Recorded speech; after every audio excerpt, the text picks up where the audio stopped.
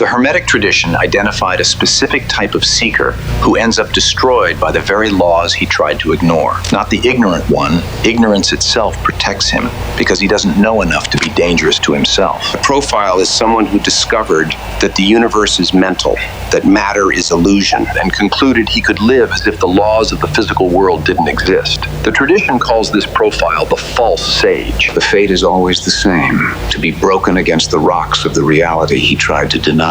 One instruction has crossed the centuries for those who want to avoid this end. Keep your mind in the stars, but let your eyes watch your steps. The true sage knows the same truth, but instead of denying the world, he learns to operate its laws in his favor.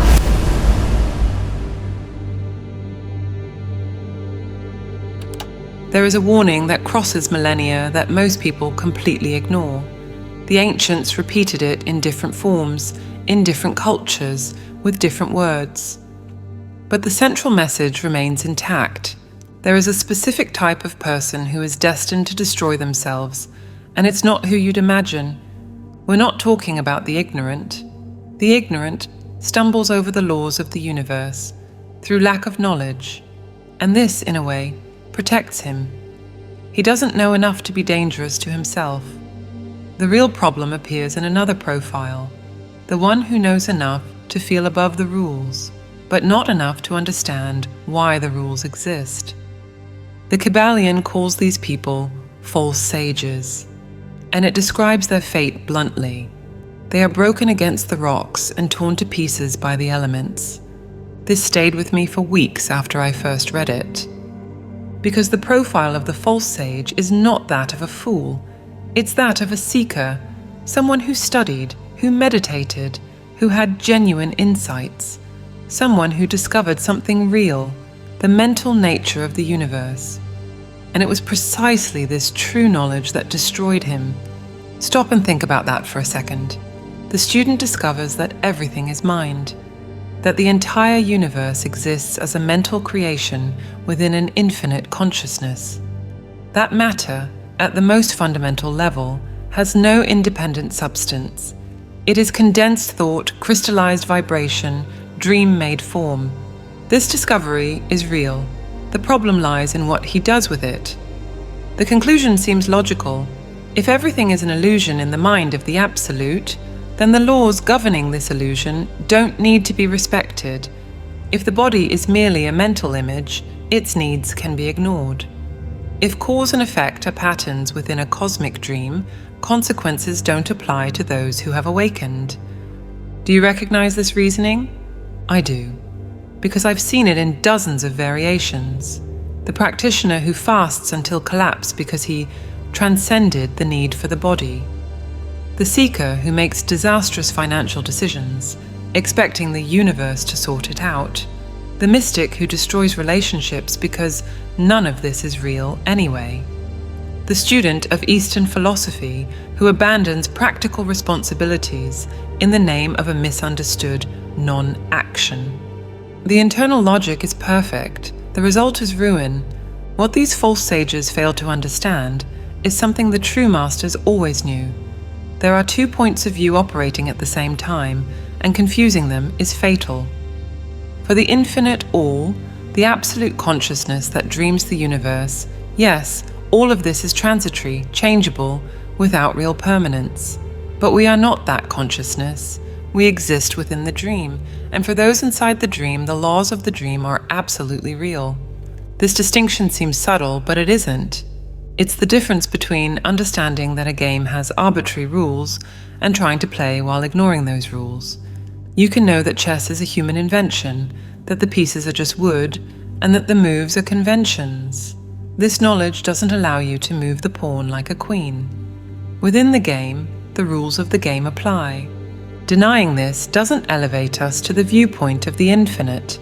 It only makes us incompetent in the only plane where we can act. A specific instruction was preserved about this paradox. Keep your mind in the stars, but let your eyes watch your steps, lest you fall in the mud. The image is precise. Whoever contemplates the sky while walking, without looking at the ground, stumbles over the same stones as any ordinary person. The only difference is that they carry more arrogance and less excuse. Gravity doesn't consult your philosophy. Fire doesn't respect spiritual achievements. Hunger doesn't disappear because you understand that atoms are vibrating energy. And here's what disturbed me when I finally understood. A half-truth is more dangerous than total ignorance. Those who never studied these principles at least respect natural laws by instinct. Those who learned half the truth actively put themselves at risk. But the ancient texts didn't stop at the warning. They also described the path of the true sage, the one who understands the same truth about the mental nature of the universe, but does something completely different with it. He doesn't try to break the laws. He uses them, and that difference changes everything. The true sage knows exactly the same truth that destroyed the false sage. He knows the universe is mental, knows that natural laws are, ultimately, creations within an infinite mind, knows that matter doesn't possess the solidity it appears to have. The difference lies in what he does with this knowledge. While the false sage tries to deny the laws, the true sage learns to use them. While the former crashes against the reality he tried to ignore, the latter learns to operate within that same reality with mastery. The Kybalion expresses this directly. The sage employs the law against laws, the higher against the lower, and by the art of alchemy transmutes that which is undesirable into that which is worthy. This sentence contains the operative principle of the entire Hermetic tradition. When I understood what it really meant, my way of seeing obstacles changed completely, because what's being said here isn't abstract or mystical, it's mechanical. There is a hierarchy of laws in the universe, and a higher law can always neutralize the effects of a lower law without destroying it. Think about aviation. Humans didn't cancel gravity to fly. Gravity continues to exist, exerting its constant force on the airplane. What engineers did was discover and apply other laws, aerodynamics, propulsion, lift, that operate on a different level. These higher laws don't cancel gravity, but allow the airplane to stay in the air despite it. The airplane doesn't deny gravity. It uses other forces to counterbalance it. This same principle applies to every area of human existence. We don't need to break the laws that limit us. We need to find higher laws that allow us to operate above these limitations. Have you ever noticed how some people seem to pass through circumstances that destroy others? I'm not talking about luck or privilege. I'm talking about something I've observed repeatedly. Individuals who face the same adverse conditions, the same external obstacles, the same pressures, and respond in completely different ways. One is crushed by the weight of circumstances. The other finds a way to pass through them without being destroyed. The difference isn't in the external circumstances, it's in the level of law each one is applying internally. Most people live exclusively on the plane of lower laws. They react to the environment. They're pushed by circumstances. They respond to external stimuli automatically, like a billiard ball that only moves when struck by another. At this level, cause and effect seem absolute and inescapable. The sage recognizes that this level exists and that its laws are real, but he doesn't stop there. He knows that mental and spiritual laws operate above purely material laws, and he learns to invoke these higher laws when he needs to overcome the limitations of the lower ones. This isn't escapism or fantasy, it's a technical application of principles. When someone manages to maintain inner calm in a situation that would normally generate panic, that person is applying a higher law over a lower one. The lower law says threat produces fear. The higher law says the internal state can be chosen independently of the external stimulus. The second doesn't cancel the first, but it allows the person not to be controlled by it. The Hermetic texts are clear about the correct posture. Mastery consists not in abnormal dreams, visions, and fantastic imaginings, but in using the higher forces against the lower. This impressed me when I understood the practical implications. Real mastery doesn't come from denying the world or fleeing from it. It comes from operating within it with tools that most people don't even know exist. The false sage tries to ignore the rules of the game. The true sage discovers additional rules that other players don't know, and uses these rules to play in a way that seems impossible to those who only know the basics. The results speak for themselves. The false sage ends up destroyed by his own arrogance, broken against the reality he tried to deny. The true sage transforms obstacles into opportunities because he knows forces that operate beyond the visible. The passage from victim of circumstances to someone who can influence them doesn't require denying the reality of the material world. It requires understanding that this world operates on multiple levels simultaneously, and that whoever knows the higher levels gains freedom of movement in the lower ones. We are not permanently trapped by the conditions that surround us. We are limited only while we don't know the principles that allow us to overcome them. The Hermetic tradition preserved these principles, and the most powerful of them, the one that allows transforming any internal or external state into its opposite, has a specific name: mental alchemy. Medieval alchemists spent centuries trying to transform lead into gold. Dark laboratories, burning furnaces, secret formulas passed from master to apprentice. Most failed. Some went mad. Others died poisoned by their own experiments. What few realized is that physical alchemy was always a veil over something deeper. True transmutation was never about metals. It was about mental states. The lead that needed to be converted to gold wasn't in the crucibles. It was in the mind of the alchemist himself. Inertia transformed into action. Fear converted into courage. Scarcity transmuted into abundance. This is mental alchemy, and it operates on a specific principle that the Hermetic tradition preserved with precision. The universe is mental in its fundamental nature. Everything we experience, emotions, circumstances, internal states, is a manifestation of mental patterns. And these patterns aren't fixed. They exist as degrees of vibration within the same scale, capable of being moved from one point to another by whoever knows the technique. This changed my understanding of what is possible to change in life. Think of any pair of emotional opposites: fear and courage, hatred and love, sadness and joy. The common view treats these states as separate things, disconnected, almost like different substances. You have fear or you have courage. You're sad or you're joyful, one or the other. The Hermetic tradition reveals something different. These opposites aren't separate substances, they are extremes of the same scale. Fear and courage aren't two distinct elements. You need to trade one for the other. They are different points within the same vibratory spectrum, and you can slide from one point to another. This distinction completely changes the practical approach. If fear and courage were different substances, you would need to somehow expel fear from within you and import courage from somewhere external. This is the approach most people try, and that's why most fail. You cannot expel something that is part of a continuous scale. The attempt to fight against fear usually strengthens it. The mental alchemist's approach is different. Instead of trying to expel fear, he recognizes that fear is merely a low degree on the scale that has courage at the opposite extreme. And then he raises the vibration, not by fighting against the negative pole, but by focusing on the positive pole until the internal needle moves in the desired direction. Have you ever experienced this without knowing you were doing alchemy? Probably yes.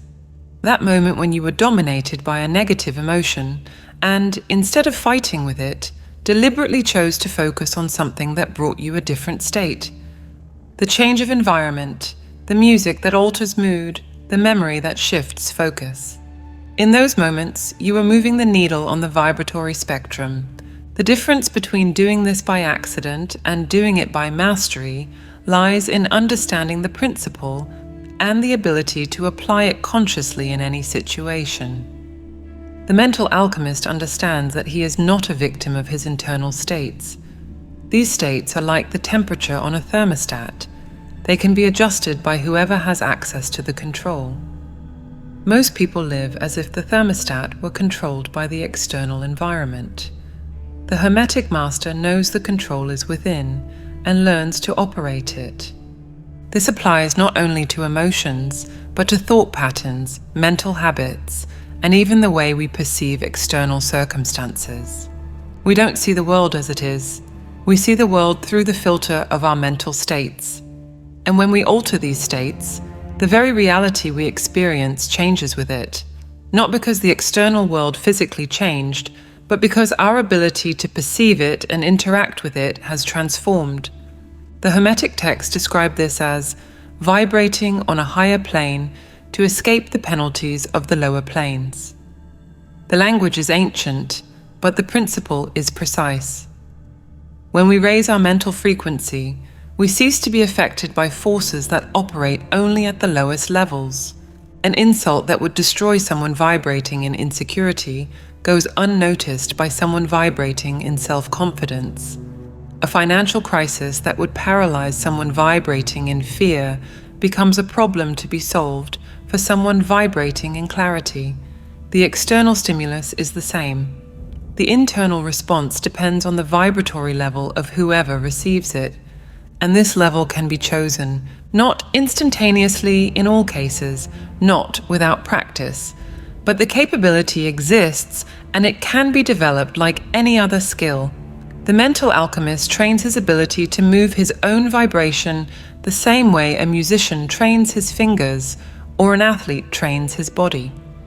Transmutation is not a presumptuous denial of reality. It is the practical weapon of those who have learned that internal states are malleable, that emotions are degrees on a sliding scale, and that conscious will can operate the adjustment mechanism. Mastery over oneself begins here, but it doesn't end here. The image of the sage isolated in the mountains crosses cultures and ages. The hermit who abandoned civilization, the monk in the remote monastery, the ascetic in the cave. The implicit message is always the same. To achieve true peace, one must withdraw from the world. The Hermetic tradition disagrees. The Kybalion is direct. Mastery consists not in abnormal dreams, visions, and fantastic imaginings. Real mastery requires the opposite of withdrawal. It requires engagement with reality using tools that most people don't know about. The hermit who found peace in isolation never tested that peace. Anyone can maintain calm when no external stimulus disturbs them. The absence of friction doesn't prove mastery. It only proves the absence of friction. The Hermetic sage places himself at the center of life's demands and maintains his internal state stable there. That's the difference between fleeing from waves and learning to swim. When I started studying this point, something that had bothered me for years finally made sense. I knew people who had accumulated decades of spiritual practices, meditation, retreats, deep studies, and who crumbled in the face of a financial crisis or a family conflict. The knowledge was there. The ability to apply it under pressure was not. The divine paradox we mentioned before has direct application here. We exist simultaneously in two dimensions, the absolute and the relative. In the absolute dimension, the entire universe is mental, transitory, without permanent substance. In the relative dimension, walls are solid, bills come due, and ignoring gravity results in a fall. The false sage chooses one dimension and denies the other. The true sage operates in both at the same time. In practice, this works like this. When you face a concrete problem, a debt, an illness, a conflict, the purely relative perspective drowns you in details. You see the problem as absolute, insurmountable, defining your reality. The purely absolute perspective makes you ignore the problem. You say, "This is an illusion," while the real consequences accumulate. Neither works alone. What works is maintaining awareness that the problem is real at the level where it operates, while simultaneously accessing a broader level where you are not defined by that problem. You act to resolve the concrete situation, but you act from an internal place that hasn't been captured by it. This resembles the state of a surgeon during an emergency operation. The situation is serious, the consequences are real, and every decision matters. But if the surgeon is seized by panic, he loses the ability to operate. He needs to be fully present in the gravity of the moment and, simultaneously, maintain a part of himself that wasn't swallowed by the stress. We do this naturally in some situations. The Hermetic sage learns to do this deliberately in any situation. The Hermetic tradition was never about withdrawing from life to contemplate abstract truths. It was about developing capabilities that allow living more effectively. The masters who transmitted these teachings weren't interested in creating contemplatives. They were interested in creating people who can produce results, internal and external, that most consider impossible. This practical orientation appears in how the tradition addresses three specific fields of human existence. The first is the field of emotions, how to deal with fear, anger, and anxiety without being dominated by them and without trying to suppress them by force. The second is the field of consistency, how to maintain discipline and direction when natural cycles of energy and motivation swing downward. The third is the field of external circumstances, how to stop being dragged by events and start influencing them. Each of these fields operates under specific laws, and each of these laws can be used by whoever knows them. You have probably experienced moments when you managed to do this intuitively. Maintain calm when everything indicated panic, persist when willpower had run out, change the course of a situation that seemed out of your control. These weren't accidents. They were moments when you, without knowing, applied principles that can be learned and replicated. The difference between chance and mastery lies in the ability to do this consciously, on demand, in any circumstance. 3 laws govern the fields we just mentioned. Each of them can be used against you or in your favor, depending on whether you know them or not. The first is the law of polarity. It operates in the field of emotions. Most people try to combat negative emotions by fighting directly against them. They feel anger and try to suppress the anger. They feel fear and try to expel the fear. They feel anxiety and fight to get rid of the anxiety. This approach fails almost always, and it's not for lack of effort. The law of polarity reveals why. Anger and calm aren't two separate substances.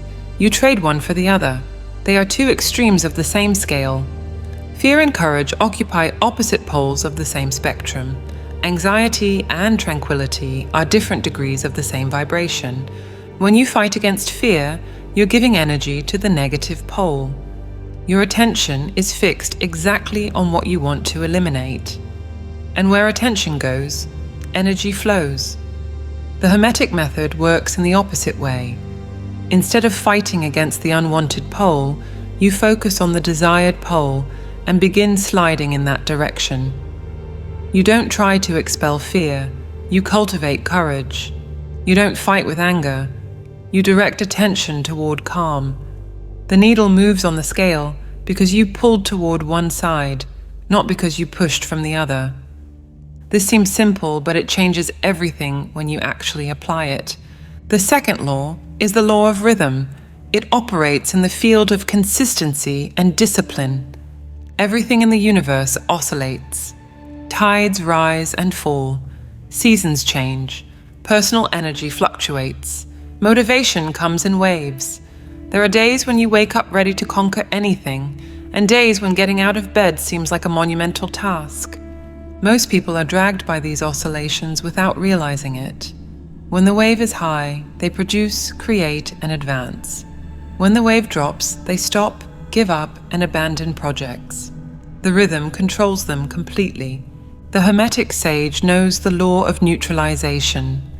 He knows he cannot prevent the oscillation. It is a universal law, but he can refuse to be dragged by it.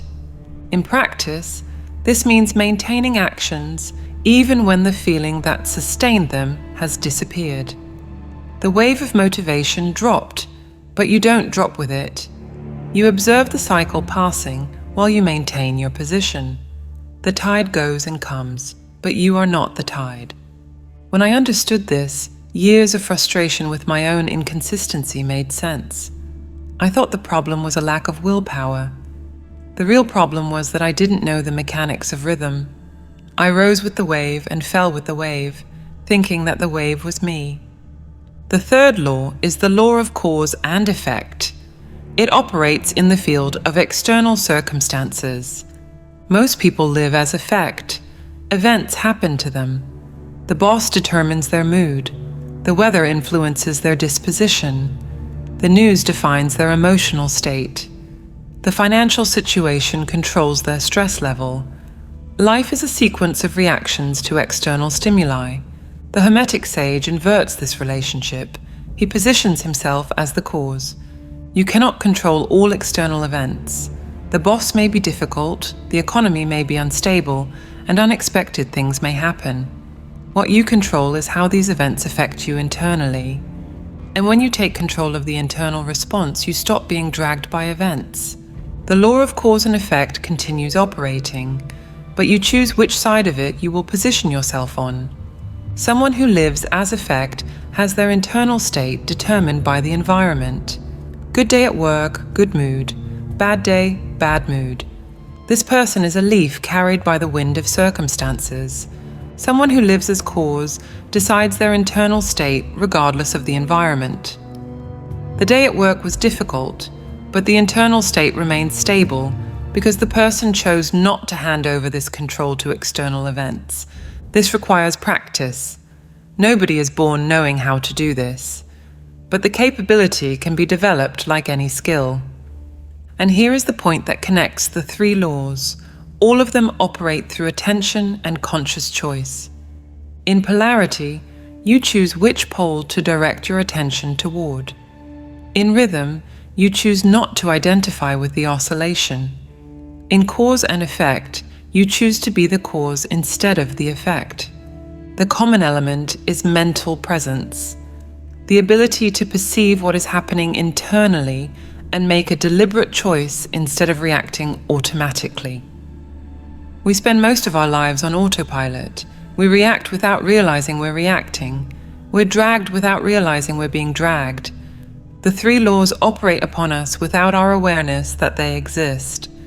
The first step of mastery is simply waking up to this fact, perceiving the forces that are operating, and then, gradually, learning to operate them instead of being operated by them. There is a law that definitively demonstrates how the higher neutralizes the lower. It applies to habits, thought patterns, and ingrained behaviors, and it solves a problem that frustrates most people who try to change themselves.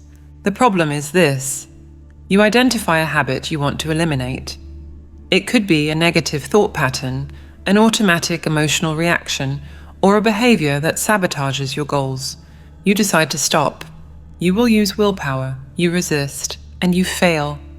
Not for lack of determination. You fail because the approach is wrong. When you try to eliminate a habit by direct force, you're colliding with the law of inertia. Every established pattern has a natural tendency to maintain itself.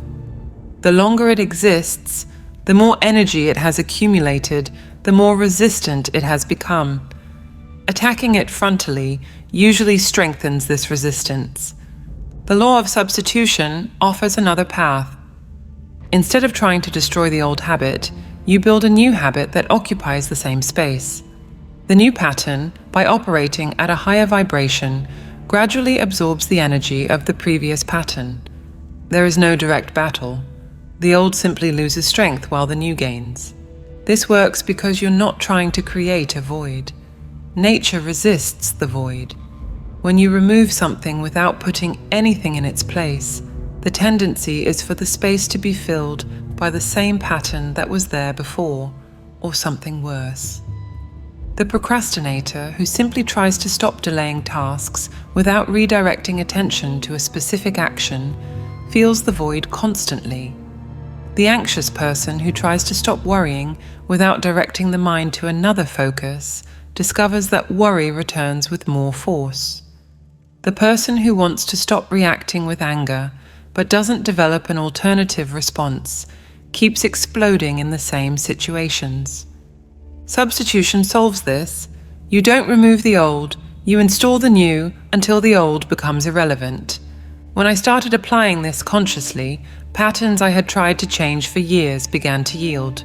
The difference wasn't in the effort. I had already made enough effort. The difference was in the direction of the effort.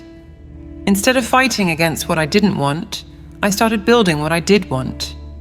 But there is one element that connects all these laws, and without which none of them work: consciousness. All the techniques we've discussed, polarization, rhythm, neutralization, positioning as cause, substitution, depend on one thing: the ability to perceive what is happening internally before reacting automatically. Without this perception, you are operated by the laws instead of operating them.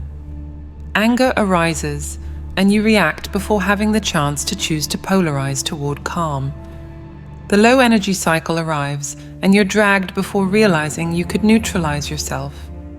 The external event happens, and you respond as an effect before remembering you could be a cause.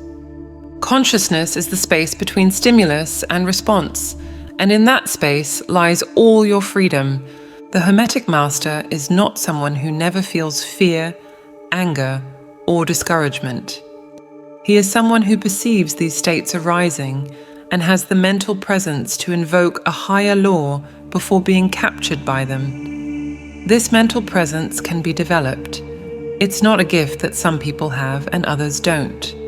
It's a capability that strengthens with practice, like a muscle that grows with exercise. There are specific methods to develop this consciousness, practices that train the mind to remain present, to observe without reacting, to maintain access to higher laws even under pressure. The ancient Hermetists used forms of meditation designed exactly for this, not meditation as escape from the world, but as training to operate better within it. Techniques that develop the ability to maintain stable consciousness while external circumstances and internal states oscillate. We live in an era where this type of training has become more accessible than at any other moment in history. Tools that once required years of in-person instruction with a master can now be accessed by anyone willing to practice. What the ancients discovered about mental frequencies and states of consciousness has been translated into formats that work for modern life. Audio tools developed with specific frequencies can induce the brain states that Hermetists achieve through decades of practice, not as a substitute for internal work, but as an accelerator of it. If what you heard in this video resonated, there is a next step available. We developed audio tools based on these principles, frequencies that prepare the mind to operate at the level we discussed here. To discover how to access this training and start applying these laws immediately, click the link on the screen or in the comments. If this video resonated with you, write in the comments. It made sense to me.